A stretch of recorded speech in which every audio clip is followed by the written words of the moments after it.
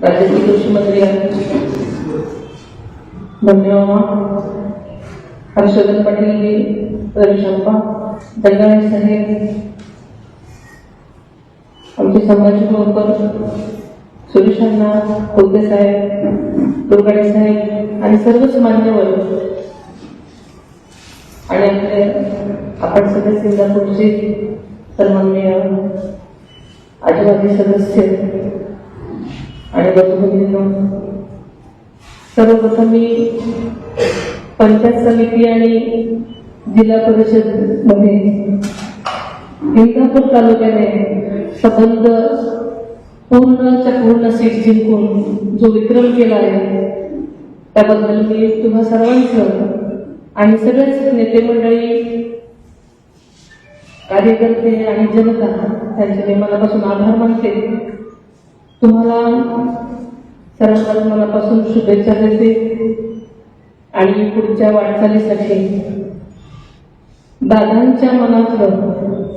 जे स्वप्न आहे ते साकार करण्याची तुम्हाला संधी मिळालेली आहे आणि नक्कीच आपण सगळेजण नक्कीच दादांच्या मनातलं स्वप्न साकार कराल अशी खात्री बाळगते. खरं तर हर्षवर्धन साहेबांनी आणि मामांनी सांगितल्याप्रमाणे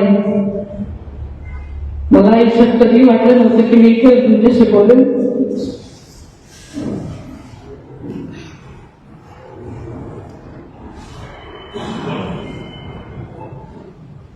दादांनी विठ्ठलाची ही माझी शेवटची निवडणूक आहे, 3 वर्षाच्या निवडणुकांना आहे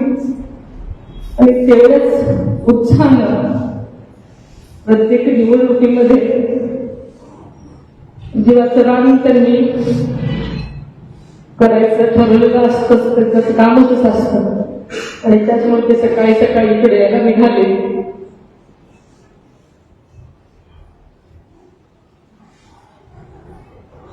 एका क्षणात आपण सगळे पोरके झालो, पण दादांचं हे काम आणि काम हेच एक ध्येय असल्यामुळे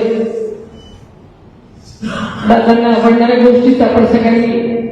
केलं पाहिजे म्हणून मी सगळं